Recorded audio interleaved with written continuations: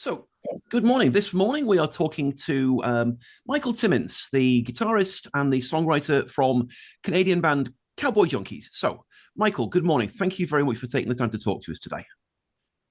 Pleasure. Thanks. Thank you. So tell me, first of all, how are you and where are you? I'm good, and I'm in Toronto, Canada. So that's the band's home, isn't it? Yeah, Yeah, that's yeah, where it yeah. all started.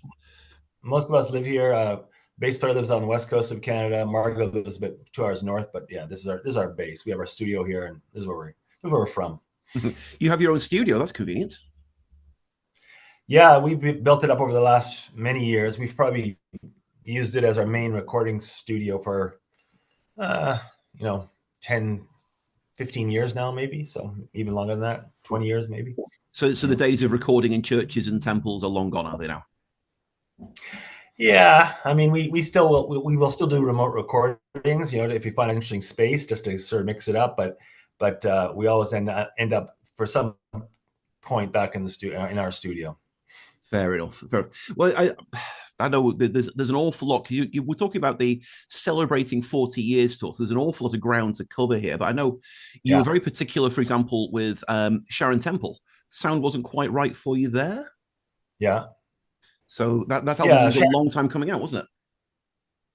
That album was a sort of our what we termed our lost album. That was the record that we made before between Trinity Session and Caution Horses. It Hmm. was basically a dry run for Caution Horses, and most of the songs on are similar in both records. Maybe a couple songs different, but we just ended up not. We were going to release it as our follow up to Trinity, and then kind of pulled back at the last minute and decided to rethink how we wanted the songs to hear, and so it sat in the vaults for how many years?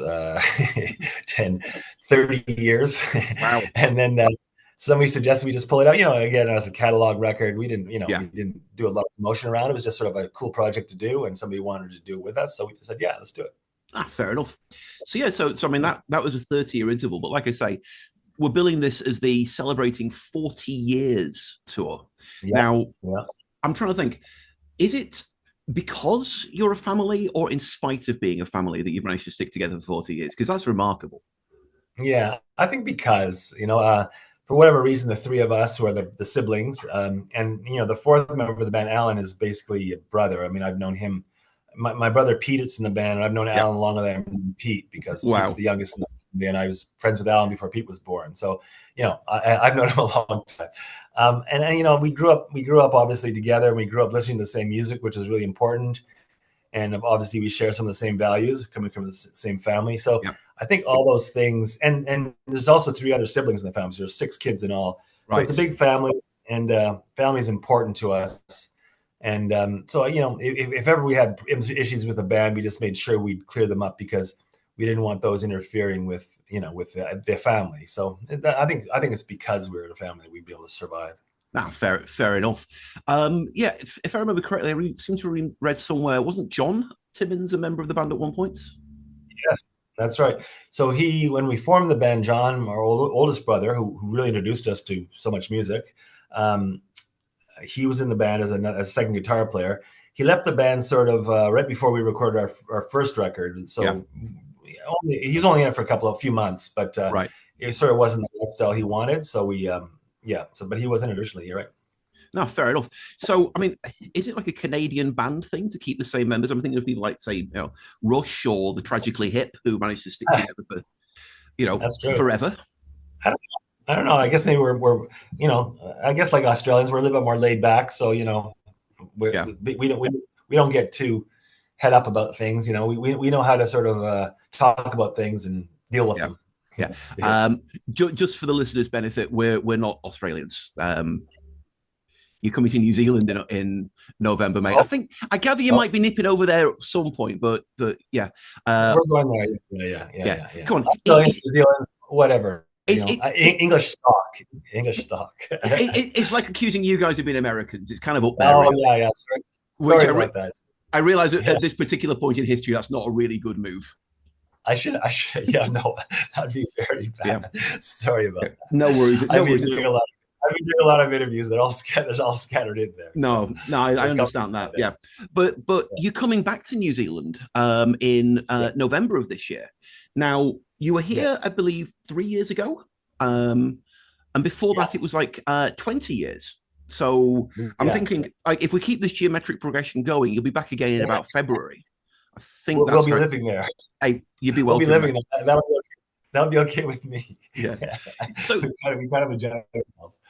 So, in all seriousness, what brings you back so quickly? It's a very fast turnaround. I mean, we're delighted to have you guys coming, but yeah, we were initially down there in 1999, I think, and then it was a good almost 20 years before we came back, or more than 20 years.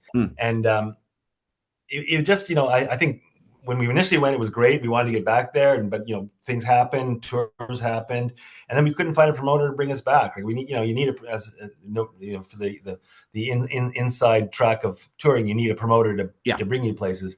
And we just couldn't find one who could put a proper tour together. And things sort of went on and stumbled on, and we had a few false starts, and then we found somebody, and we decided to take a chance on it, and it was great. Like when we went down there in 23, it was really a fantastic experience, both in New Zealand and Australia. So we decided, let's, as soon as the promoter's ready to bring us back, we'll come back. So here we go. Here we come. Fantastic. Now you did come under very unfortunate circumstances last time.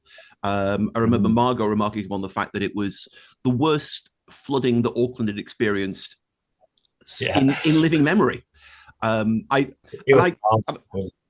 I'll tell you, I live south of the city, and I drove for almost an hour's drive, took 2 hours to get there. And I remember thinking to myself, I've got to do this drive because I'm never going to see these guys again. They're never coming back to New Zealand. Well, that was kind of incredible. Like I guess that was like the equivalent of one of our, major snowstorm or something like that. Yeah. But it was phenomenal to watch. And the great thing was, we couldn't, we were playing in, I guess, Wellington the next night. Yeah. And, we were supposed to fly there, of course. Not going to happen. And the airport was closed.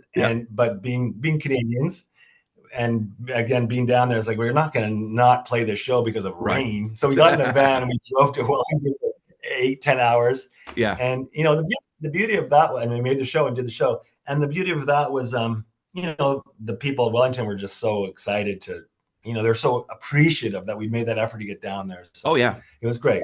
It was great. Now, I've noticed that on this tour, you're coming to Auckland again, you're hitting Wellington, and you're going to Christchurch down in the South Island. But you're also doing something rather unusual. I don't know that I've heard of other bands doing this before. You're going to Palmerston North. Yeah, I have no idea what that is. You get it doesn't surprise me.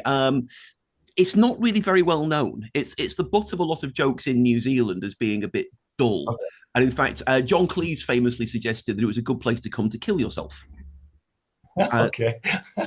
And I think you guys are going to be one of the first international bands to have hit Palmy in decades. So if you want to make a lot of friends while you're there, just talk the town up. Yeah.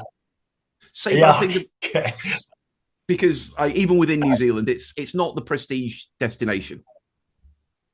I have no idea why it's on. I mean, whatever. We like a lot of touring, you wait for the promoters and the booking agencies to tell you where to go, and you go there and you play. And it's like, you're doing your show, whatever. So that's cool. I like it. It's fun to go to. We obviously didn't go there last time, so and we went to Wellington and Christchurch and Auckland. So it's nice to add another venue, another city, and we'll see how it goes. I have a feeling that they're going to be delighted that you just went there. Look, I'm not going to say anything bad about it. I've been there. I quite like the place. So I'll let you form your own decisions. Okay. So who's going to be coming with you? You've been a big band. You've been a small band. There's the core four, obviously, and then there's Jeff Bird, who is he a cowboy junkie or isn't he? Yeah, that's the question, isn't it? Yeah. He's our Pete Best, right? Or Billy Preston, maybe more appropriately, I guess. Yeah. He's not officially a band member. He doesn't participate in the photo shoots. Right. He's quite happy to step. He's not a family member, so he's quite happy to step outside. Step 3 steps back when the time comes. But he'll be coming with us. Like he's as much of the band as anybody at this point. He's been with us since Trinity Session. Has been pretty much on every tour, barring illness, and. So he'll be with us for sure. It'll be a 5-piece band again, same band. Oh, very, very good, great. Yeah. So what can we expect to see on the set list? Because you've got 40 years to draw from, and you guys have been prolific. So what can we expect to hear? Well, it'll be because of the 40-year thing. There'll definitely be a big cross section from the entire catalog. Yeah. We'll try and touch as many of the eras as we can, which we do pretty much every night.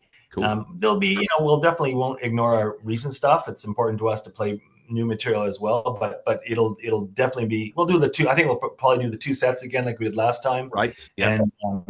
And just we'll try and get through as much of it as we can. We're not going to we can't do 40 years of material, but we can touch on a lot of it. So it'll be a good cross section.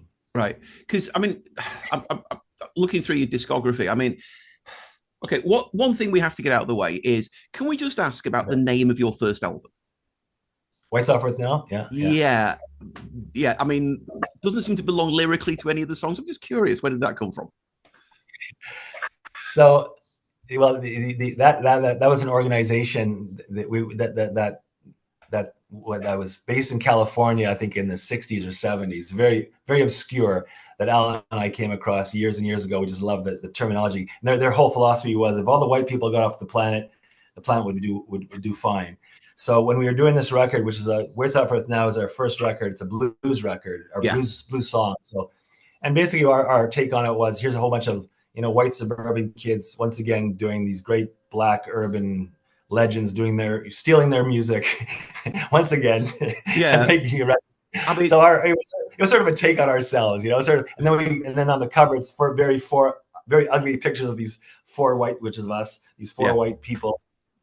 So it's kind of like we were sort of poking fun at ourselves, basically. Fair enough. Because I'm looking at the track listing. We've got songs by Lightning Hopkins, by Robert Johnson. There's basically there's one of yours and there's one of Bruce Springsteen's, and other than that, it's not the whitest album ever, is it?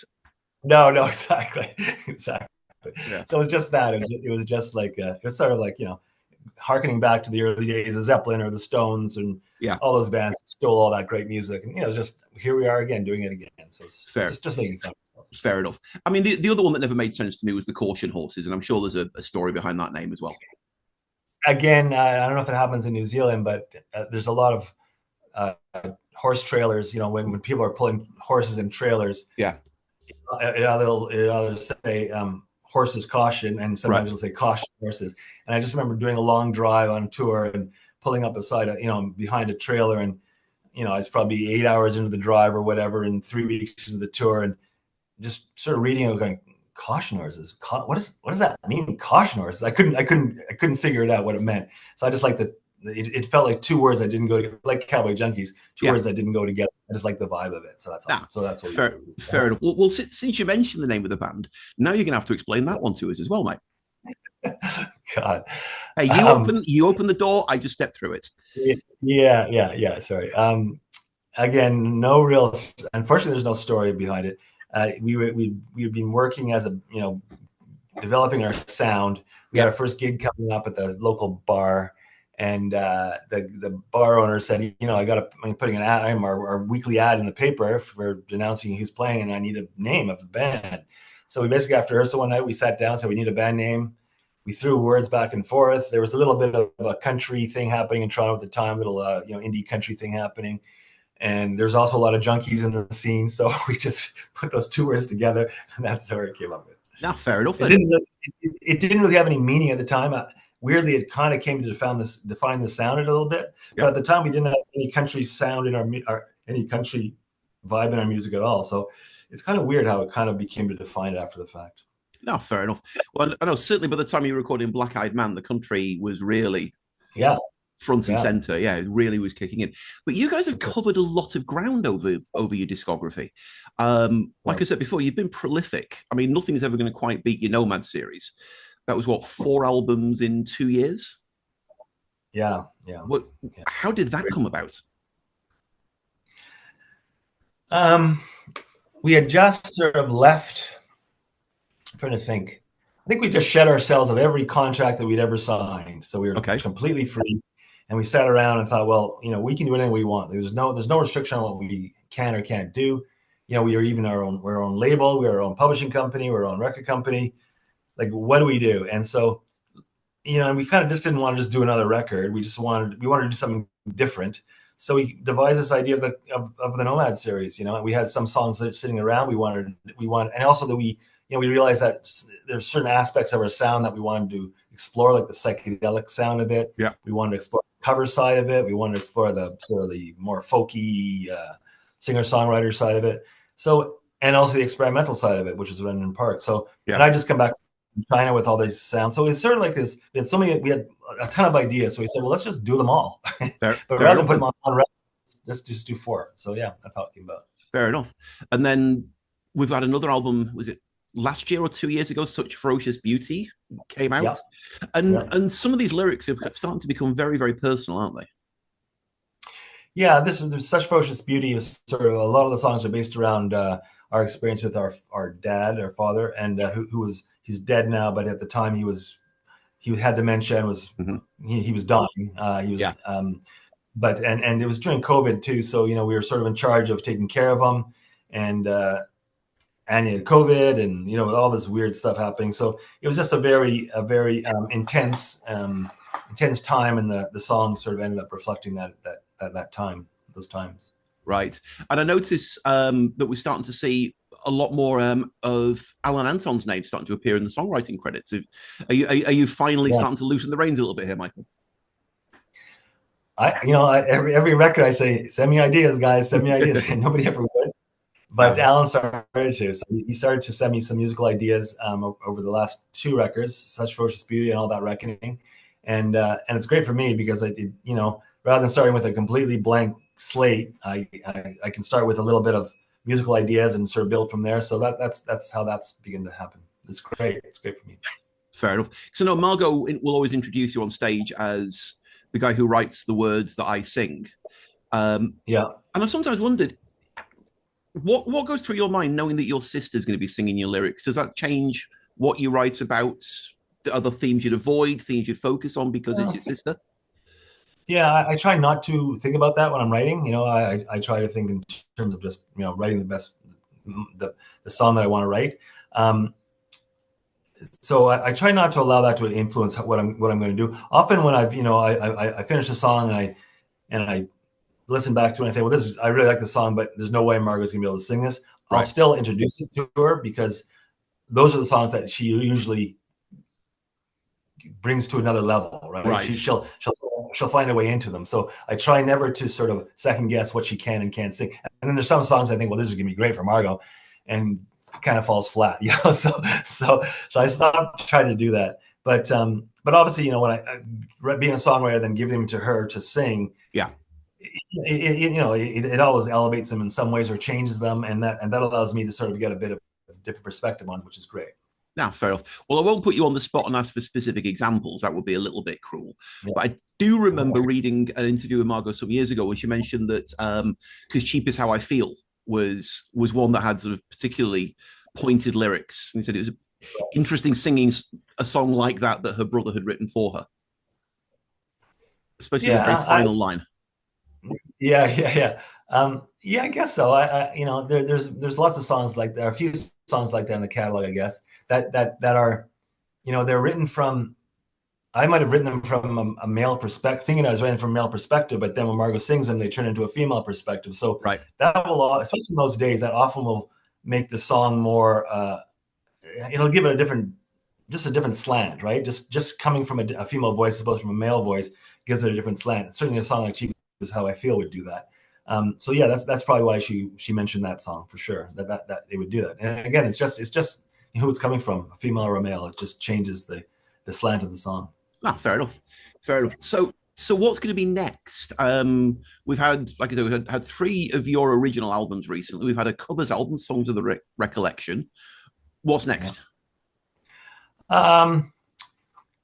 We're working on a new record now. I'm writing a new record now. We haven't really started working on it much. So that'll be, you never know how long these take. So they happen fast. So that's probably the next big thing. We're sort of in the process of doing, catalog re-releases like Sharon. We just re-released White Software. It's now our first record on vinyl. Did a re-release of that mastering. We are looking at reissuing and doing a vinyl version of One Soul Now, which was this album we did in the early 2000s. Yeah. So, but in terms of us, the next big thing is our new record. So, which is who knows, about a year, I guess, maybe that long, maybe hopefully shorter, but who knows? No chance of any previews when we see you down here in November? You never know. These days we do often we'll play a few songs if we're working on if we have time to get together and work on some new material. We will do that, or at the very least, Margot and I will do it. We'll do one acoustically. So I could see that. I could see throwing in a new song into the set for sure. Now I know when we see you on stage, it's typically you hunched over your Telecaster and a nice little small cabinet amp behind you. But I know the band's mythology is that you developed this sound because people were complaining you were too loud. Is there ever a temptation to strap on a Les Paul, plug it into a honking great big Marshall stack, and just rock out properly? Well, I mean, if you've saw us, so that little cabinet behind me gets pretty loud. I can click in a few pedals here and there. I wouldn't necessarily do a Les Paul, but I have a few albums that are a few guitars that can compete with it. So that's part of the show. We never get Megadeth loud because you wouldn't be able to hear Margot, and we get a lot of complaints, and the sound man would be attacked by everybody saying turn up the vocal. So we have to keep below her, but you can still have a pretty intense sound underneath her. So that's what we aim for sometimes. Fair enough. Well, I remember before you were meant to come to New Zealand.